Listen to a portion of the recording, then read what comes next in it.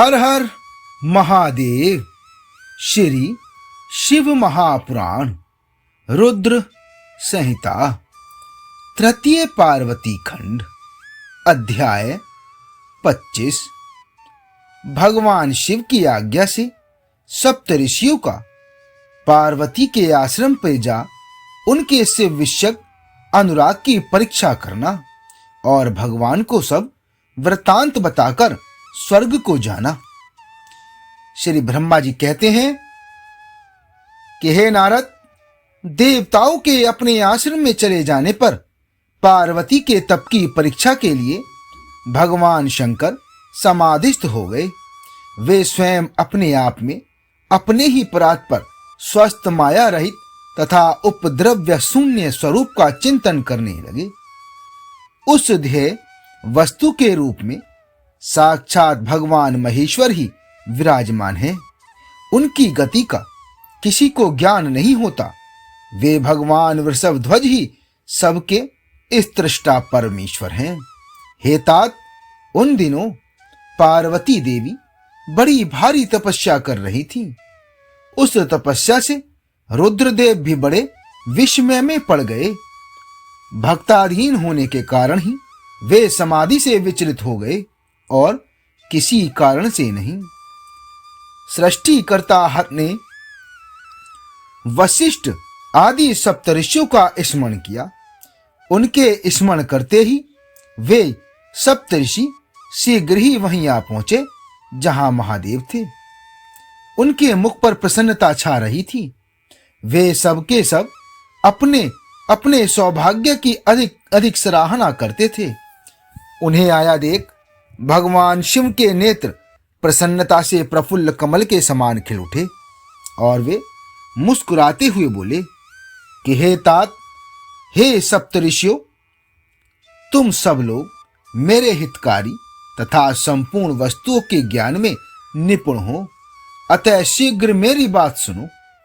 गिरिराज कुमारी देवेश्वरी पार्वती इस समय सुस्थिर चित हो गौरी शिखर नामक पर्वत पर घोर तपस्या कर रही हैं। मुझे पति रूप में प्राप्त करना ही उनकी तपस्या का उद्देश्य है। हे द्विजो, इस समय केवल सखियां उनकी सेवा में हैं। मेरे सिवा दूसरी समस्त कामनाओं का परित्याग करके वे एक उत्तम निश्चय पर पहुंच चुकी हैं। हे मुनिवरों, तुम सब लोग मेरी आज्ञा से वहां जाओ और प्रेम पूर्ण हृदय से उनकी दृढ़ता की परीक्षा करो। वहां तुम्हें सर्वथा छल युक्त बातें कहनी चाहिए। उत्तम वृद्धारी महर्षियों, मेरी आज्ञा से ऐसा करना है, इसलिए तुम्हें संशय नहीं करना चाहिए। भगवान शंकर की यह आज्ञा पाकर वे सप्तऋषि शीघ्र ही उस स्थान पर जा पहुंचे जहां दीप्तिमती जगन्न माता पार्वती विराजमान थी। सप्तऋषियों ने वहां शिवा की तपस्या की मूर्तिमती दूसरी सिद्धि के समान देखा। उनका तेज महान था। वे अपने उत्तम तेज से प्रकाशित हो रही थी।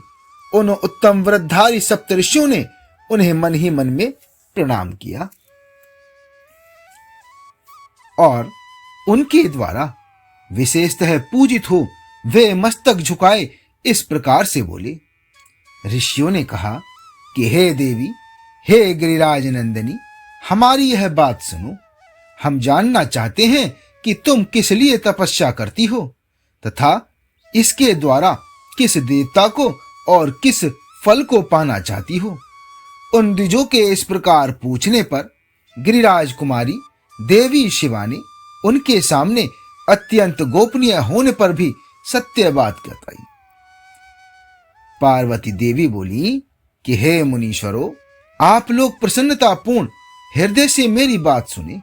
मैंने अपनी बुद्धि से जिसका चिंतन किया है वह अपना विचार मैं आपके सामने रखती हूं। आप सभी मेरी असंभव बातें सुनकर मेरा उपहास करेंगे, इसलिए उन्हें कहने में संकोच ही होता है। तथापि फिर भी मैं कहती हूं, क्या करूं, मेरा यह मन अत्यंत दृढ़ता पूर्वक एक उत्कृष्ट कर्म के अनुष्ठान में लगा है और ऐसा करने के लिए विवश हो गया है। यह पानी के ऊपर बहुत बड़ी और ऊंची दीवार खड़ी करना चाहता है। हे देवर्षि का उपदेश पाकर मैं भगवान रुद्र, मेरे पति हूं, इस मनोरथ को मन में लिए अत्यंत कठोर तप कर रही हूं। मेरा मन रूपी पक्षी बिना पंख के ही हठपूर्वक आकाश में उड़ रहा है। मेरे स्वामी करुणा निधान भगवान शंकर ही उसके इस आशा की पूर्ति कर सकते हैं। देवी पार्वती का यह वचन सुनकर वे मुनि मुस्कुरा गए और गिरजा का सम्मान करते हुए प्रसन्नता पूर्वक छलयुक्त मिथ्या वचन बोले। सप्तऋषियों ने कहा कि हे गिरिराज नंदिनी, देवर्षि नारद व्यर्थ ही अपने को पंडित मानते हैं। उनके मन में क्रूरता भरी रहती है। आप समझदार होकर भी क्या उनके चरित्र को नहीं जानती? नारद छल कपट की बातें करते हैं और दूसरों के चित्त को मोह में डालकर मत डालते हैं। उनकी बातें सुनने से सर्वथा हानि ही होती है। ब्रह्मपुत्र दक्ष के पुत्रों को नारद ने जो छलपूर्ण उपदेश दिया, उसका फल यह हुआ कि वे सब के सब अपने पिता के घर लौट कर न आ सके। यही हाल उन्होंने दक्ष के दूसरे पुत्रों का भी किया। वे भी उनके चक्कर में आकर भिखारी बन गए। विद्याधर चित्रकेतु को इन्होंने ऐसा उपदेश दिया कि उसका घर ही उजड़ गया। प्रहलाद को अपना शिष्य बनाकर इन्होंने हिरण्यकश्यपु से बड़े बड़े दुख दिलवाए। ये सदा दूसरों की बुद्धि में भेद पैदा किया करते हैं। नारद मुनि कानों को पसंद आने वाली अपनी विद्या जिसको सुना देते हैं, वही अपना घर छोड़कर तत्काल भिक्षुक बन जाता है। उनका मन मलिन है, केवल शरीर ही सदा उज्जवल दिखाई देता है। हम उन्हें विशेष रूप से जानते हैं क्योंकि उनके साथ रहते हैं। उनका उपदेश पाकर बड़े बड़े विद्वानों द्वारा सम्मानित होने वाली तुम भी व्यर्थ ही भुलावे में आ गई और मूर्ख बनकर दुष्कर तपस्या करने लगी। हे बाले, तुम जिनके लिए यह भारी तपस्या करती हो, वे रुद्र सदा उदासीन, निर्विकार तथा काम के शत्रु हैं। इसमें संशय नहीं है। वे अमांगलिक वस्तुओं से युक्त शरीर धारण करते हैं, लज्जा को तिलांजलि दे चुके हैं। उनका न कहीं घर है न द्वार। वे किस कुल में उत्पन्न हुए हैं, इसका भी किसी को पता नहीं है।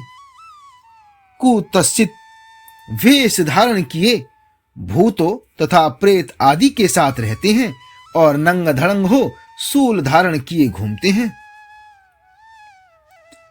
धूर्त नारद ने अपनी माया से तुम्हारे सारे विज्ञान को नष्ट कर दिया। युक्ति से तुम्हें मोह लिया और तुमसे तप करवाया। हे देवेश्वरी, हे गिरिराज नंदिनी, तुम ही विचार करो कि ऐसे वर को पाकर तुम्हें क्या सुख मिलेगा। पहले रुद्र ने बुद्धि से खूब सोच विचार कर साध्वी सती से विवाह किया, परंतु वे ऐसे मूढ़ हैं कि कुछ दिन भी उनके साथ निभा न सके। उस बेचारी को वैसे ही दोष देकर उन्होंने त्याग दिया और स्वयं स्वतंत्र हो अपने निष्कल और शोक रहित स्वरूप का ध्यान करते हुए उसी में सुखपूर्वक रम गए। हे देवी, जो सदा अकेले रहने वाले, शांत, संग रहित और अद्वितीय हैं, उनके साथ किसी स्त्री का निर्वाह कैसे होगा। आज भी कुछ नहीं बिगड़ा है। तुम हमारी आज्ञा मानकर घर लौट चलो और इस दुर्बुद्धि को त्याग दो।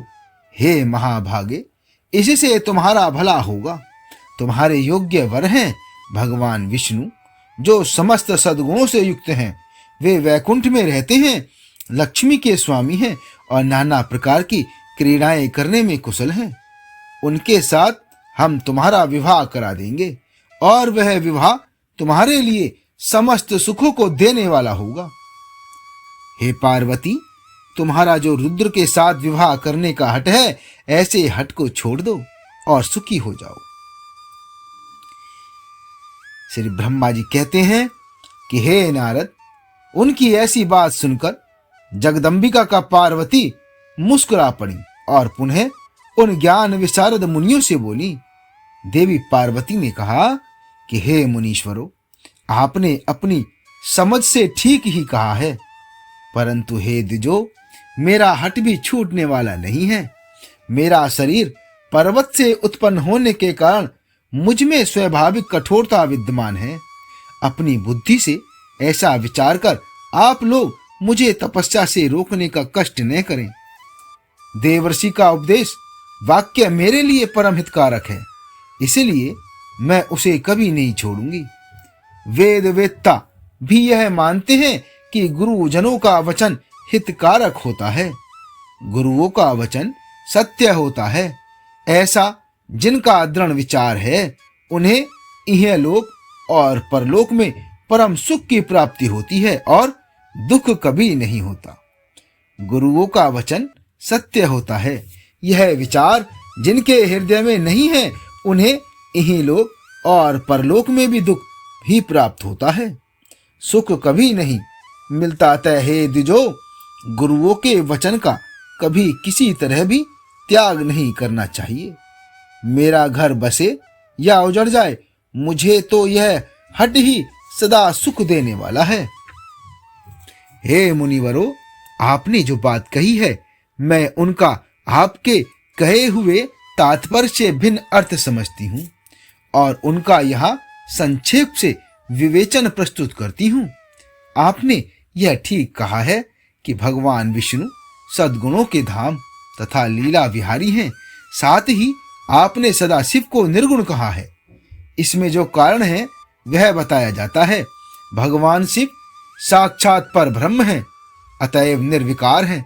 वे केवल भक्तों के लिए शरीर धारण करते हैं, फिर भी लौक की प्रभुता को दिखाना नहीं चाहते। अतः परमहंसों की जो प्रिय गति है, उसी को वे धारण करते हैं, क्योंकि वे भगवान शंभु परमानंद में हैं। इसलिए अवधूत रूप से रहते हैं। माया लिप्त जीवों को ही भूषण आदि की रुचि होती है, ब्रह्मा को नहीं। वे प्रभु गुणातीत, अजन्मा, माया रहित, अलक्ष्य गति और विराट हैं। हे द्विजो, भगवान शंभु किसी विशेष धर्म या जाति आदि के कारण किसी पर अनुग्रह नहीं करते। मैं गुरु की कृपा से ही शिव को यथार्थ रूप से जानती हूँ।